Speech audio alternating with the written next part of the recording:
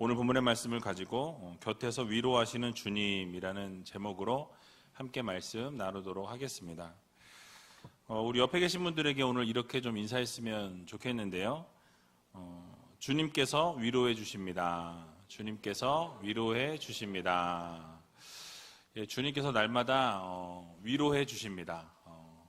힘들지만 또 어렵지만 그 상황 가운데서 우리가 넘어지고 쓰러져 있도록 그냥 두지 않으시고 늘 일으켜 주시고 늘 붙잡아 주시고 결국은 승리할 수 있도록 함께 하신다라는 것을 여러분들이 꼭 기억하셨으면 좋겠습니다. 지난주에 예측했던 것처럼 지난 화요일 날 새벽부터 거리두기 2.5단계로 격상이 되었습니다. 정부의 방침에 따라서 교회 예배는 비대면을 원칙으로 하되 교회 방송을 송출할 수 있는 최소한의 인원 20명 예배에 동참할 수 있습니다. 그러니까 이제 이번에는 공문을 보니까 이렇게 인터넷 방송할 수 있는 인원 및 또 예배 인원 해서 20명으로 딱 이렇게 제한을 했더라고요. 지난번에는 안 된다고 했었는데 그래도 20명이 이렇게 예배 드릴 수 있게 되어서 그나마 그래서 교육자분들하고 얘기하면서 수요일이나 금요일은 찬양팀하고 특송 하시는 그 주간 하시는 분들 이렇게 딱 인원을 추리면 한 20명 이렇게 해서 예배를 드릴 수 있지 않을까. 근데 1부, 2부, 3부 주일 예배 때는 걱정이에요. 그래서 이제 한 교구당 4명씩 그리고 예배위원 하면 딱 20명이에요. 그래서 여러분들 협조해 주셨으면 좋겠고요. 정말 비대면으로밖에 예배를 드릴 수 없고 어쩔 수 없이 정말 나와야 되겠다 하시는 분은 교육자분들한테 연락을 하셔서 돌아가면서 나와야 될 것 같아요. 매주 나오실 수도 없을 것 같고 어떻게 보면 찬양팀이 은혜 받은 분들이에요. 특권을 가진 분들입니다. 찬양팀을 하시기 때문에 매주 예배를 드릴 수 있는 특권을 누리신다고 보시면 좋을 것 같습니다. 어쨌든 가정에서 예배를 비대면으로 드리시고 조금 불편하시고 힘드시더라도 어느 자리에 있든지 예배에 소홀함이 없었으면 좋겠습니다. 그래서 이 자리에서 예배를 드리시는 분이나 가정에서 예배를 드리시는 분이나 모두가 동일하게 한 하나님을 예배하고 한 하나님께 영광 올려드린다라는 것을 꼭 기억하셔서 우리가 정말로 예배에 소홀하지 않도록 이 코로나를 핑계로 하나님과 멀어지는 그런 성도님들이 한 분도 없었으면 좋겠습니다. 그래서 여러분 최선을 다해서 예배를 드릴 수 있는 귀한 우리 제일교회 성도님들이 다 되시기 바랍니다. 지난주 말씀을 생각해 보면은 이 사도 바울이 자신의 어떤 잘못이 있을 때 바로 사과했던 모습을 우리가 살펴보면서 이런 잘못한 일이 있을 때 즉각적으로 사과하는 모습이 필요하다라는 것을 말씀을 드렸습니다. 그리고 또 누군가를 비방하거나 정죄하는 것을 우리가 자제해야 한다라는 것을 말씀을 드렸는데요. 그리고 또 사도계인과 바리새인들이 이 신학적인 차이가 이 부활에 대한 것, 또 영에 대한 것들이 상당한 차이가 있었다고 말씀을 드렸는데요. 그 차이를 바울이 건드려서 결국은 그 판결을 받아야 하는 그 상황 가운데서 그 어려운 그 상황을 이렇게 뛰어넘었다, 지혜롭게 피했다라고 말씀을 드렸습니다. 이제 오늘은 그런 과정 속에서 이 큰 다툼이 일어나게 되었고요. 결국 바울이 그곳을 빠져나오게 되고 주님께서 밤에 바울을 위로하시면서 그를 회복시키시고 다시 한번 로마에서 똑같이 이렇게 용기 있게 복음을 증거해 줄 것에 대해서 다시 한번 회복시켜 주시는 담대하게 증거하라는 사명을 일깨워 주시는 것을 보게 됩니다. 이것이 오늘 본문의 말씀인데요. 오늘 본문의 말씀을 통해서 하나님께서 우리들에게 주시고자 하는 교훈이 무엇인지 같이 한번 생각해보고 살펴보는 시간을 갖도록 하겠습니다. 오늘 본문 7절을 보게 되니까요, 이렇게 말씀합니다. 우리 7절 같이 한번 읽어보도록 하겠습니다. 그 말을 한즉 바리새인과 사두개인 사이에 다툼이 생겨 무리가 나누이니. 아멘. 자, 사도 바울이 산헤드린 공의회의 이 구성의 특징을 잘 알고 있었습니다. 지난번에도 한번 말씀을 드렸는데요, 이 부활이라는 주제, 이 사두개인들은 받아들이지 않았습니다. 두 그룹 사이에서 결국은 이 주제를 가지고 이야기를 던졌을 때 싸우게 되죠. 큰 다툼이 일어나게 되었습니다. 이 본문을 통해서 우리가 이 산헤드린 공회원들이 특징을 볼 수가 있어요. 그룹이 얼마나 허술하고 허약했는지를 생각해 볼 수가 있습니다. 그들은 사도 바울이 한마디 던진 것에 아주 급속하게 그냥 와해돼 버리는, 그들의 공동체가 무너져 버리는 그런 모습을 보여주죠. 여러분, 왜 이런 결과가 나왔습니까? 바로 그들은 이렇게 마음이 하나였던 것이 아니었다라는 거죠. 공동체를 이루고 있었지만, 한 이 산헤드린 공의회라는 이름으로 같이 모여 있었지만은 그들이 공동체를 이루고 있음과 동시에 하나의 어떤 마음과 하나의 뜻을 이루지 못했다라는 거죠. 그들은 서로 원수와 같은 위치에 있었습니다. 마치 예수님을 죽이기 위해서 원수였던 헤롯과 이 빌라도가 같이 이렇게 당일에 서로 친구가 되었던 것처럼, 바로 이 바리새인과 이 사두개인들이 동일한 그런 관계였다라는 거죠. 바로 바울을 음해하기 위해서 당일에 힘을 모았다라고 우리가 볼 수 있는 것입니다. 그래서 누가복음 23장 12절에 보면 그런 사실이 나와 있어요. 제가 읽어보겠습니다. 헤롯과 빌라도가 전에는 원수이었으나 당일에 서로 친구가 되니라 라고 말씀합니다.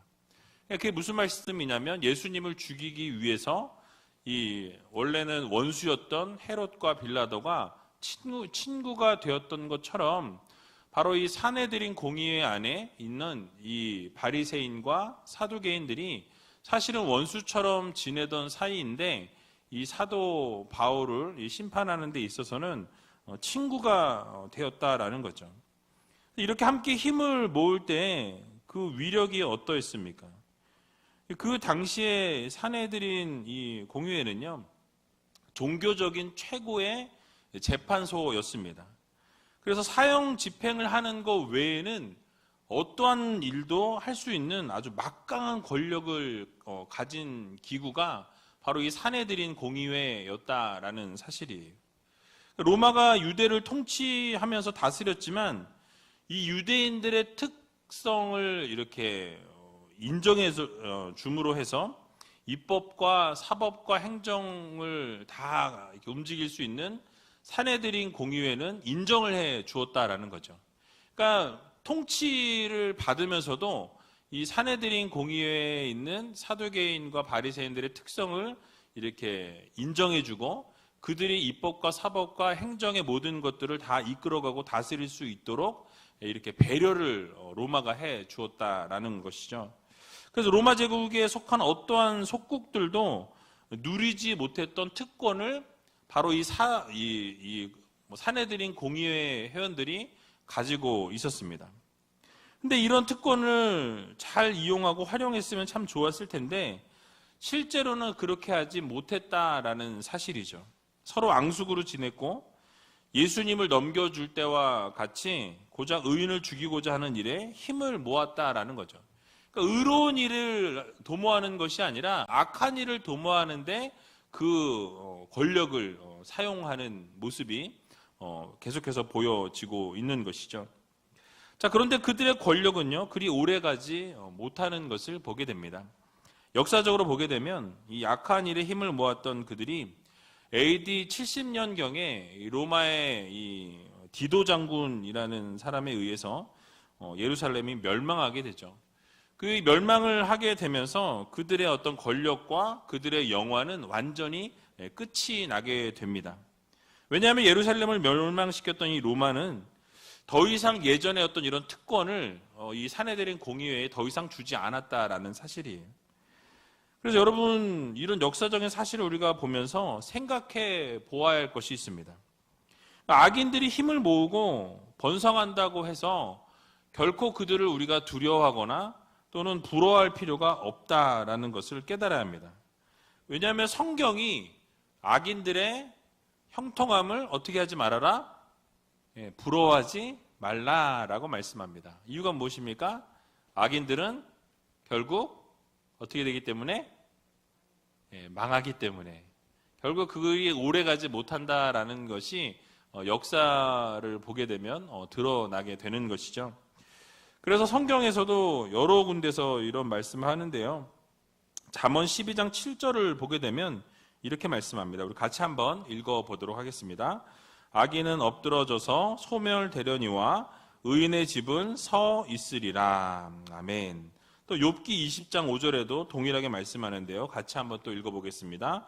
악인의 이기는 자랑도 잠시요 사곡한 자의 즐거움도 잠깐이니라 라고 말씀합니다. 또 한 구절만 더 보면요. 잠언 24장 19절에서 20절을 보게 되면 이렇게 말씀합니다. 또 한번 읽어보겠습니다. 너는 행악자의 특이함을 인하여 분을 품지 말며 악인의 형통을 부러워하지 말라. 대저 행악자는 장래가 없겠고 악인의 등불은 꺼지리라. 아멘. 여러분, 이 공통된 특성이 뭐죠? 악인은 망한다라는 거예요. 악인은 결코 오래 갈 수 없다. 하나님께서 그 형통케 하지 않으신다라는 거죠. 그래서 그것을 부러워할 필요가 없다라고 분명하게 말씀하고 있습니다. 악인들의 결국은 소멸될 거라는 것이에요. 미래가 없고 망하게 될 것이다 라는 말씀을 명확하게 하고 있습니다. 수도 없이 나오는 것을 보게 되죠.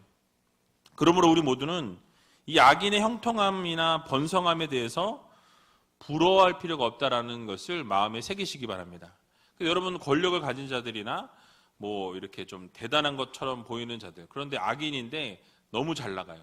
너무 잘 되는 거예요.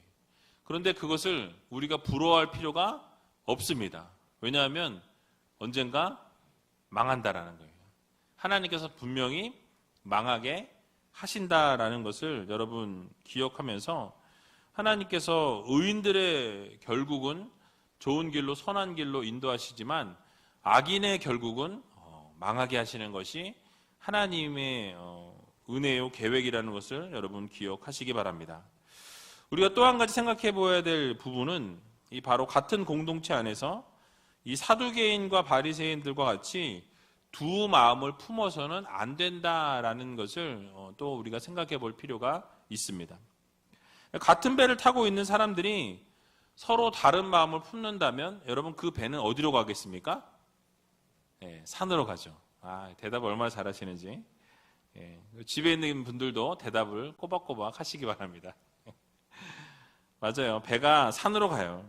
그러므로 예수 그리스도를 머리로 하는 교회 공동체는 각각 다른 지체들이 모여 있지만, 다른 생각과 다른 마음과 뭐 다른 어떤 것들을 가지고 있지만, 기억해야 될 것은 한 영이신 성령께서 우리의 마음을 주장하시고 우리와 함께 하시기 때문에 다른 생각을 가지고 있고 다른 배경과 다른 환경 가운데서 살고 있는 우리들이지만, 그러나 우리는 한 마음과 한 뜻과 한 마음을 가질 수 있다는 것을 여러분 모두 기억하시기 바랍니다.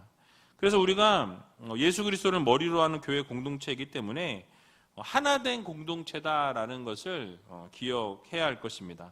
그러므로 마음을 같이 하고 한 마음으로 이 공동체를 움직여 나가야 할 것입니다. 빌립보서 2장 2절에서 3절을 보게 되면 이렇게 말씀합니다. 우리 같이 한번 읽어보도록 하겠습니다. 마음을 같이하여 같은 사랑을 가지고 뜻을 합하며 한 마음을 품어 아무 일에든지 다툼이나 허영으로 하지 말고 오직 겸손한 마음으로 각각 자기보다 남을 낮게 여기고. 아멘. 자, 결국 무엇을 말씀합니까? 뜻을 합하여 한 마음으로 어떤 일을 하든지 겸손함으로 해라 라고 말씀하죠. 다투지 말라는 거예요. 함께 일을 진행하고 한 마음과 한 뜻으로 그 사역들을 감당해야 한다라고 우리들에게 말씀해주고 교훈하고 있습니다.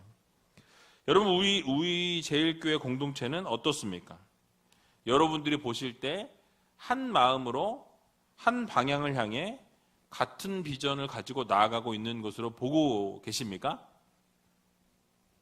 예, 지금 다들 눈동자를 맞추기를 거부하고 계시는데 그래야 합니다. 혹시라도 그렇지 못한 부분들이 있다면 우리가 그래서 맞춰 나가기 위해서 노력을 해야 한다라는 것이죠. 여러분 잘 생각해 보세요. 다 생각이 다르고 마음이 다르고 다른 환경과 상황 가운데 있습니다. 어떻게 한 마음이 되겠어요? 쉽지 않아요. 그러나 우리는 예수 그리스도로 묶여진 한 공동체라는 것, 한 식구라는 것을 우리가 기억해야 할 것입니다. 그래서 우리는 하나라는 그 의식을 꼭 가질 필요가 있어요. 생각은 다르지만 우리는 예수 안에서 하나다. 우리가 다른 환경 가운데서 자라고 그런 생각을 다 다르고 것을 가지고 있지만은 그럼에도 불구하고 한 성령으로 하나된 하나님의 자녀요 백성이다라는 것을 여러분들이 꼭 기억하시기 바랍니다. 그래서 고린도전서 1장 10절을 보게 되면 그래서 이렇게 권면합니다. 우리 같이 한번 고린도전서 1장 10절을 읽어보도록 하겠습니다. 화면 좀 띄워주시죠. 고린도전서 1장 10절. 또 화면이 읽어보겠습니다. 형제들아, 내가 우리 주 예수 그리스도의 이름으로 너희를 권하노니 다 같은 말을 하고 너희 가운데 분쟁이 없이 같은 마음과 같은 뜻으로 온전히 합하라. 아멘. 여러분 무엇을 말씀하고 있습니까? 함께 공동체 생활을 하게 될 때 잊지 말아야 될 것은 바로 우리 예수 그리스도의 이름으로 우리가 모였다라는 사실이에요. 여러분 한 분 한 분을 예수 그리스도께서 부르셨어요. 그리고 예수님이라는 그 주님의 이름으로 여러분들을 묶어 주셨습니다. 그래서 우리는 어떤 상황이나 어떤 환경 가운데 있든지 한 마음으로 같은 말을 하고 분쟁이 없이 같은 마음과 같은 뜻을 가진 성도로서의 한 공동체가 되어야 한다라는 것이죠.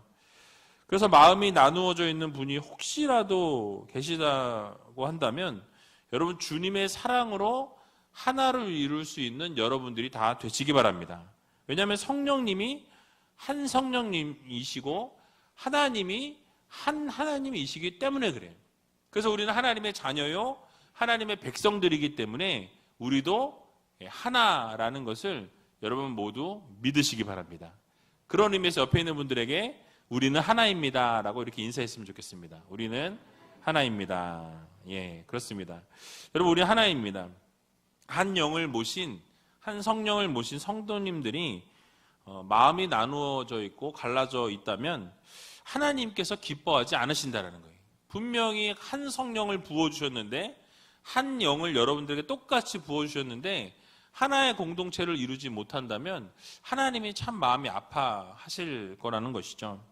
그래서 여러분 올 한 해를 우리가 한 성령 안에서 한 뜻으로 한 마음으로 한 생각으로 한 비전으로 잘 마무리하고 또 내년을 바라볼 수 있는 우리들이 되었으면 좋겠습니다. 여러분 모두가 어렵습니다. 가정도 어렵고 사회도 어렵고 직장도 어렵고 뭐 사업도 어렵고 교회도 어렵고 다 어렵습니다. 그렇죠? 뭐 지금 어렵지 않다고 하는 뭐 분들을 제가 보질 거의 못했어요. 다 힘들다라고 이야기들을 하는데요. 이런 때일수록 우리는 하나를 이루고 하나님의 그 뜻을 이루어 드릴 수 있는 한 마음으로 뜻을 같이 할 수 있는 우리가 되어야 할 것입니다. 그래서 여러분 이 사실을 마음에 새기시고 교회를 중심으로 마음을 하나로 모아서 하나님을 기쁘게 해드릴 수 있는 저와 여러분들이 다 되시길 주님의 이름으로 간절히 축원합니다.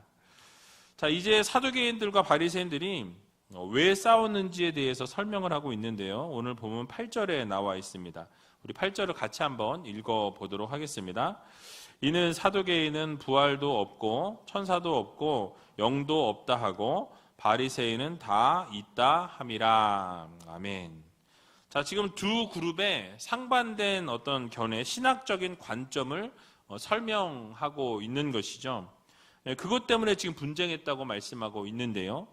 지난주에도 잠깐 말씀드린 것처럼 이 바리새인들은 부활과 이 천사들, 영적인 것들의 존재 유무에 대해서 일반적으로는 그들은 받아들이고 인정했다라고 말씀합니다. 그러나 사두개인들은요, 부활도 없고 천사들도 없고 영적인 어떤 것도 없다라고 이렇게 주장했습니다.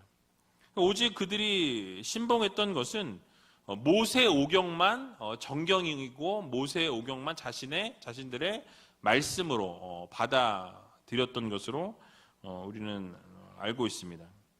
근데 그렇다라고 한다면 참 부딪히는 부분이 있어요. 재미있는 부분이 있는데 무엇이냐면 그들이 만약 주장했던 이 모세 오경은 뭐 창세기, 출애굽기, 레위기, 민수기, 신명기까지 이렇게 모세 오경이잖아요. 그래서 이 5개의 성경만 성경으로 자신들이 인정했다고 하는데 창세기를 보게 되면 이 아브라함이 천사를 대접했다라는 부분이 나와요. 근데 그러면 그 부분은 어떻게 돼요? 쏙 빼야 되겠죠. 영적인 것을 거부하니까, 영적인 존재를 받아들이지 않으니까 그 부분은 모세오경은 자기네 성경으로 믿는데 그 부분은 빼야 되지 않겠습니까? 또 그뿐만 아니라 야곱이 베델에서 이 하나님의 사자가 오르락내리락 하는 것을 보았다라고 이야기하죠. 그것도 어떻습니까? 영적인 존재를 거부하면 이 부분도 어떻게 해야 돼요? 빼야 되는 거죠. 그러니까 부분적인 것들은 다 이렇게 정리를 해야 하는 것이죠. 창세기 1장도 보게 되면 창세전에 하나님의 신이 수면을 운행하셨다라고 본문에 나와 있죠. 1장 2절에. 그러니까 그 말씀도 어떻습니까? 그 하나님의 신, 결국 성령을 말씀하는데요. 이 성령도 인정하지 않으니까, 영을 인정하지 않으니까 이런 부분도 어떻게 보면 빼야 하는 것이죠. 게다가 창조하실 때 어떻게 하셨습니까? 하나님께서 그 코에 생기를 불어 넣으셔서 생명이 된지라 라고 이렇게 성경은 말씀하죠. 그러면 여러분 이것도 이 사두개인들의 입장에서 보면 이 부분도 받아들일 수 없다라는 것을 우리가 생각해 볼 수 있습니다. 이런 증거들이 수두룩한데 이 모든 것을 그들은 거부했다라는 사실이에요. 자기들이 원하는 말씀만 골라서 받기 편한 것만 받아들였다라는 것이죠. 즉 성경 말씀을 골라서 받아들였고 말로는 하나님을 믿는다 하지만 철저하게 성경을 연구하지 않고 또 그들은 그 말씀 가운데, 하나님의 말씀 가운데 자신의 믿음을 세우지 않았다라는 것을 우리는 볼 수 있는 것입니다. 그러므로 우리는 분명하게 깨달아야 될 것이 무엇이냐면 성경 말씀에 그 믿음에 기초하지 않으면 반드시 그 믿음은 문제가 생기게 되어 있다라는 것을 우리가 마음 가운데 기억해야 할 것입니다. 여러분, 로마 카톨릭의 잘못이 어디 있었습니까? 이 신앙을 말씀 위에 기초하지 않게 될 때 결국 그들은 어떠한 오류를 범했죠? 돈을 주고 천국 티켓행을 할 수 있는 면죄부를 팔게 되죠. 그러니까 그런 면죄부를 팔면서 천국 티켓을 살 수 있다라는 것으로 이렇게 가르치는 것을 보게 되죠. 중요한 것은 말씀이 언제나 우리의 신앙의 기초가 되고 말씀이 우리 신앙의 기본이 되어야 한다라는 거예요. 그 말씀이 기초가 되지 않으면 우리는 자꾸 흔들릴 수밖에 없는 것입니다. 그러니까 말씀이 기본이 되고 기초가 되어야 한다라는 거죠.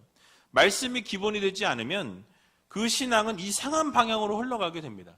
그러니까 어떠한 체험을 자꾸 이야기한다든지 어떤 우리가 자라온 환경을 이야기한다든지 믿음 생활을 하면서 그 기준이 오랜 교회 전통을 이야기한다든지 아니면 어떤 직분을 얘기하면서 경험을 이야기하면서 어떤 믿음보다 그 위에 그런 것들을 세우게 되면 문제가 발생한다라는 거예요. 그러니까 성경 말씀이 기초가 돼서 무엇인가가 이루어져야 되는데 그 말씀 위에 막 전통을 세우고 말씀보다 우리가 그동안 이렇게 해왔기 때문에 이래야 합니다라고 하는 것은 사실 말씀 위에 다른 것들을 세우는 오류를 범하게 되는 것입니다. 그래서 여러분, 하나님께서 우리에게 말씀을 주신 이유가 무엇입니까? 믿음 생활하면서 말씀에 늘 우리의 삶을 비추어 보라는 거예요. 그것이 잘못된 것인지 잘하고 있는 것인지 우리가 그것을 알기 위해서는 언제나 말씀이 기준이 되어야 한다라는 거죠.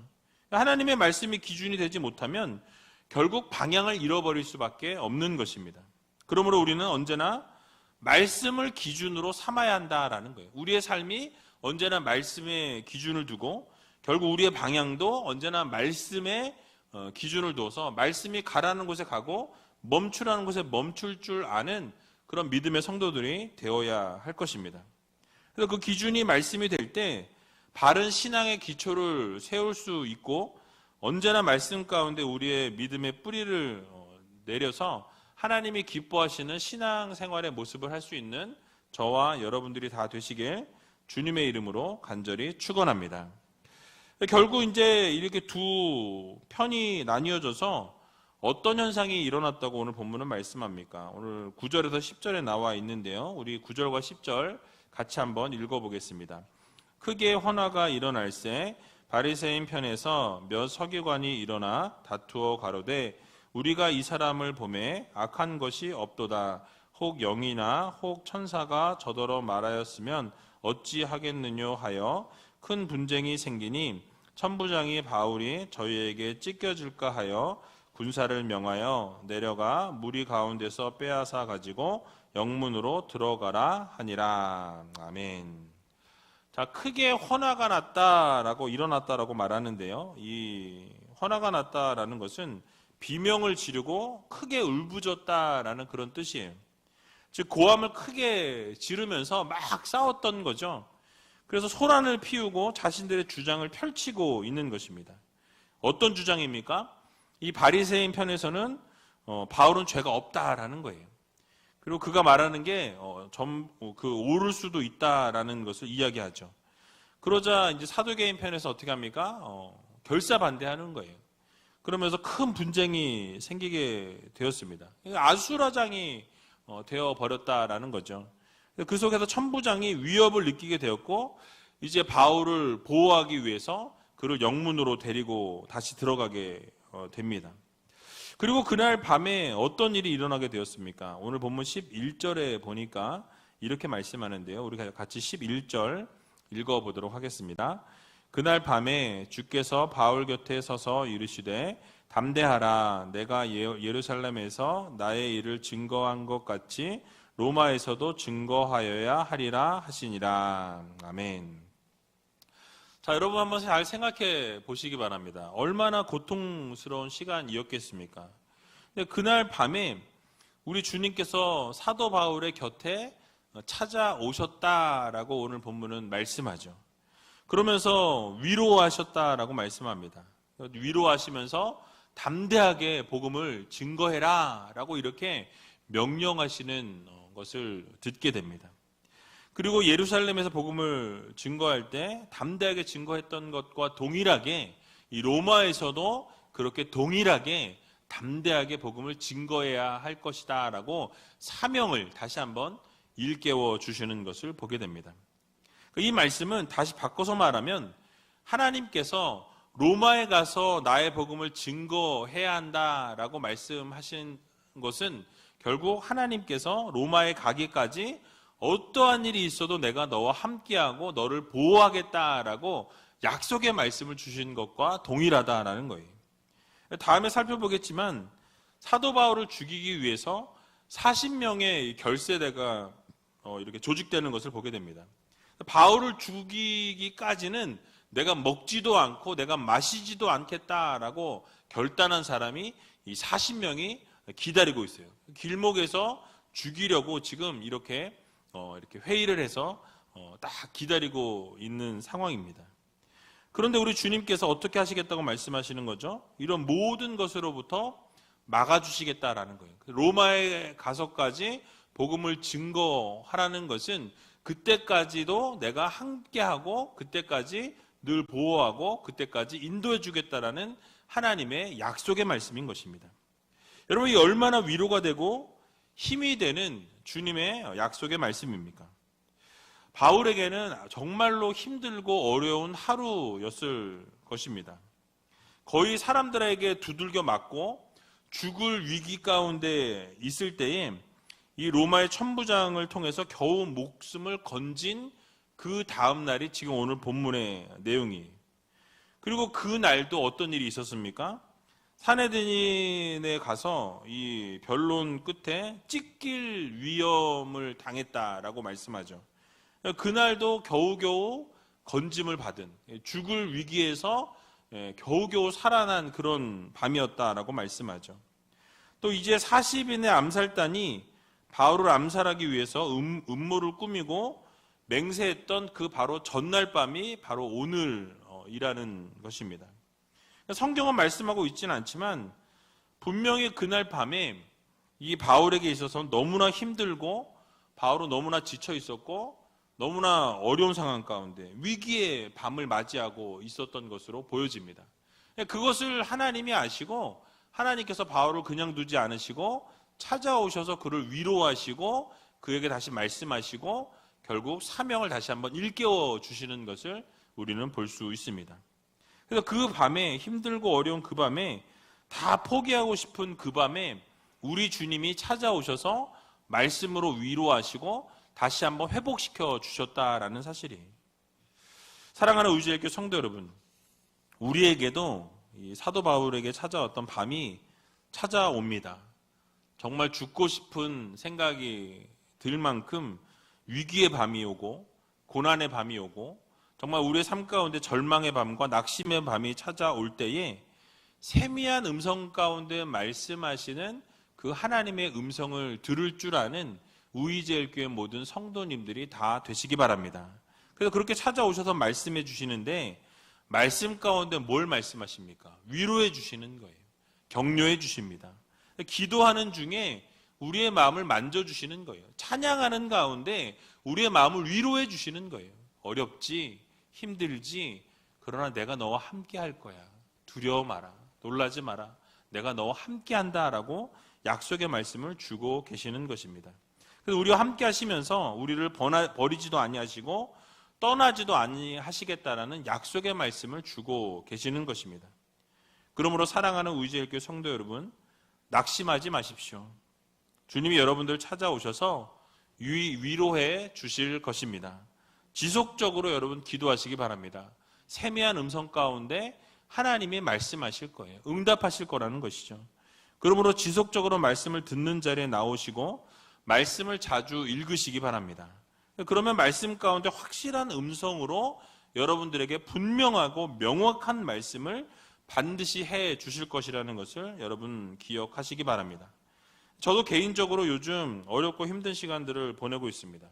하나님께서 이 성도들을 통해서 이 어려운 시기에 위로해 주시고 또 믿음의 동역자들을 통해서 또 말씀으로 이렇게 격려해 주시는 것을 보게 됩니다.